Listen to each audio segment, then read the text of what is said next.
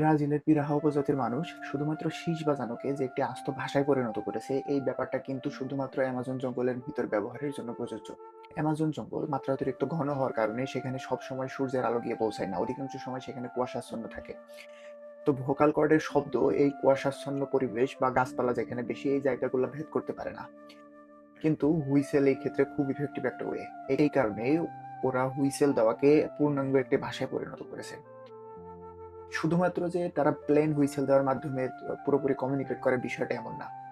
ওদের কমিউনিকেশন মেথডের ভিতরে হুইসেল দেওয়া আছে, হামিং করা আছে, বা তারা মাঝে মাঝে হুইসপারিং করে এবং হুইসেল দেওয়াকে তারা সিঙ্গিং এর লেভেলেও নিয়ে গেছে। আমরা ভাষা ব্যবহারের ক্ষেত্রে যে ধরনের শব্দ ব্যবহার করি, এই সবগুলাকে তারা হুইসেলের মাধ্যমে প্রকাশ করে।